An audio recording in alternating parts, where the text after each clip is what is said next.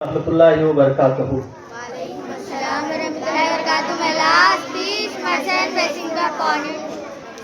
May Allah's peace, mercy and blessing be upon you too. As we know, today we are celebrating our 77th Republic Day. That's why we gathered here.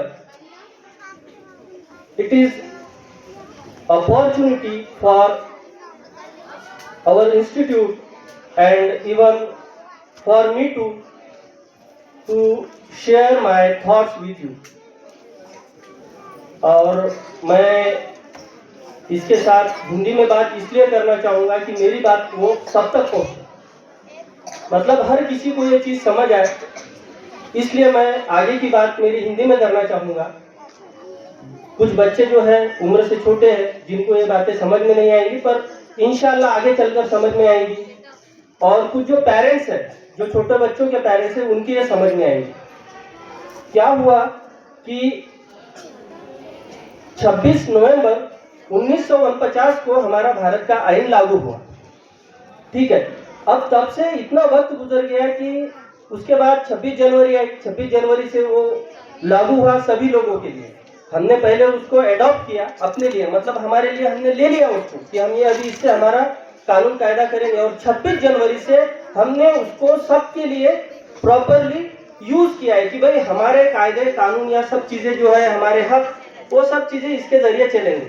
पर क्या हुआ कि अभी 77 साल हो चुके हैं, पर फिर भी लोगों को अपने हक के बारे में कुछ भी जानकारी नहीं। कोई कुछ बोल देता है, कोई कुछ बोल देता है।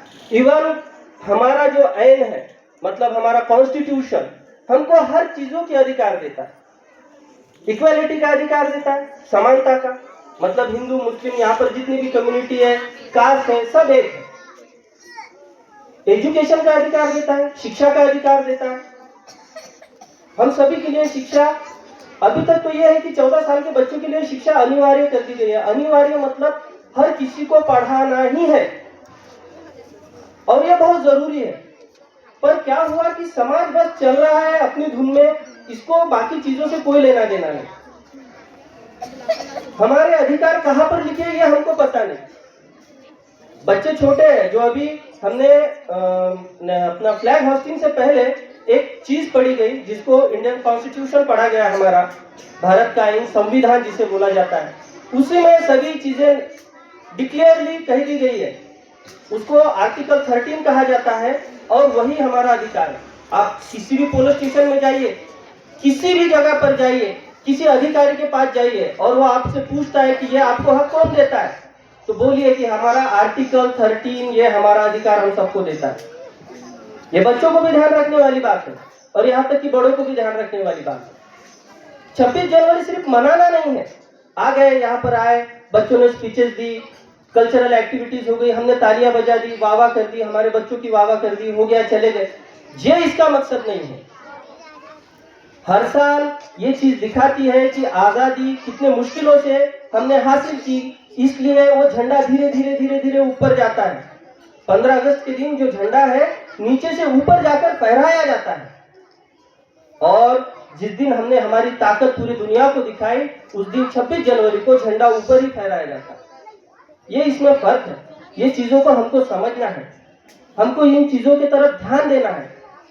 और ये सब चीजें तब आएंगी जब हम बच्चों को अच्छा एजुकेशन देंगे। और खाली एजुकेशन ही नहीं देना है, एजुकेशन तो स्कूल दे देंगी, कोई बात नहीं, पर यह बात खास पेरेंट्स के लिए, जितने भी पेरेंट्स यहाँ पर हाजिर हैं उनके लिए है कि आपको बच्चों को अच्छी तरबियत देना है, जिसे हम कहते हैं संस्कार। वो कहीं ना कहीं लैक हो रहा है। एजुकेशन के ऐसे ऐसे सिस्टम्स आ रहे हैं, ऐसे ऐसे कायदे कानून आ रहे हैं कि बच्चों को सिर्फ पढ़ाया जाए और संस्कार से दूर रखा जाए। जैसे कि हाल ही में अभी एक कानून पारित हुआ है, जिसमें कहा गया है कि बच्चों को आप कोई ऐसा अल्फाज नहीं बोल सकते जिससे उसके दिल को ठेस पहुंचे। अब ये हो गया है कि अगर टीचर कुछ बोलता भी है, समझो, सॉरी, इनकेस अगर टीचर कुछ बोलता भी है तो बोल नहीं पाएगा। तो अब ऐसे में पेरेंट्स की जिम्मेदारी ये है कि वो अपने बच्चों को अच्छी तरबियत दे, उनको अच्छी चीजें सिखाए। टीचर तो कोशिश करता है, साथ में ये पेरेंट्स का भी काम है। ये 26 जनवरी हमारा गणतंत्र दिवस है। इसके मौके पर बाकी चीजों से ज्यादा हमको एजुकेशन, डांस, ड्रामे, इससे भी ज्यादा हमारे एजुकेशन पर फोकस करना चाहिए, हमारी तरबियतों पर फोकस करना चाहिए। बस इतना ही कहना चाहूंगा। सभी को गणतंत्र दिवस की शुभकामनाएं। Happy Republic day and thank you.